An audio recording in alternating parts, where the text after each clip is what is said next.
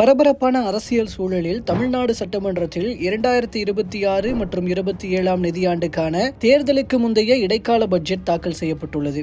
ஆளும் திமுக அரசால் தாக்கல் செய்யப்பட்டுள்ள இந்த பட்ஜெட்டில் உள்ள குறைகளை சுட்டிக்காட்டி எதிர்க்கட்சிகள் விமர்சனம் செய்து வருகின்றன. அந்த வகையில் பிரதான எதிர்க்கட்சியான அதிமுக தனது விமர்சனத்தை, இன்னும் சொல்ல போனால் நூதனமான விமர்சனத்தை சட்டமன்ற வளாகத்திலிருந்து துவங்கியுள்ளனர். சட்டப்பேரவைக்கு வந்திருந்த எதிர்க்கட்சி தலைவர் மற்றும் அதிமுக எம்எல்ஏக்கள் இடைக்கால பட்ஜெட்டையும் இதற்கு முந்தைய பட்ஜெட்டுகளையும் மக்களை ஏமாற்றும் திமுகவின் காதுகுத்தும் செயல் என விமர்சிக்கும் வகையில் காதணி விழாவிற்கான அழைப்பிதழ் வடிவில் தங்களது எதிர்ப்பு கருத்துக்களை நூதனமாக வெளிப்படுத்தியுள்ளனர். அந்த காதணி விழா அழைப்பிதழில் சொல்லப்பட்டுள்ளது என்னவென்றால், மாபெரும் காதுகுத்தும் விழா கடந்த 4.5 ஆண்டுகளாக பட்ஜெட் எனும் பெயரில் தமிழ்நாடு மக்களுக்கு நடத்தப்படும் மாபெரும் காதுகுத்தும் விழா இந்த வருடமும் வெகு விமர்சையாக நடைபெற உள்ளது. நாள் February 17, 2026. இடம் தமிழக சட்டமன்றம். நேரம் காலை 10 மணி முதல். இவ்விழாவிற்கு தலைமை தாங்குபவர் மாண்புமிகு தமிழ்நாடு முதலமைச்சர் திரு மு.க. ஸ்டாலின். மாண்புமிகு நிதியமைச்சர் திரு தங்கம் தென்னரசு அவர்கள் முன்னின்று காதுகுத்துவார்.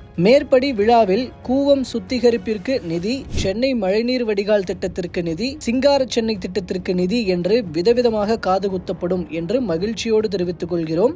பின் குறிப்பு: சொத்து வரி, வீட்டு வரி, குடிநீர் வரி, மின் கட்டணம் என்று பல்வேறு முறைகளில் மொய் வைக்கலாம் என்று குறிப்பிடப்பட்டுள்ளது. எதிர்க்கட்சியான அதிமுகவின் இத்தகைய நூதன விமர்சனமும், குறிப்பாக இந்த நூதன அழைப்பிதழும் தற்போது சமூக வலைதளங்களில் வைரலாகி வருகிறது.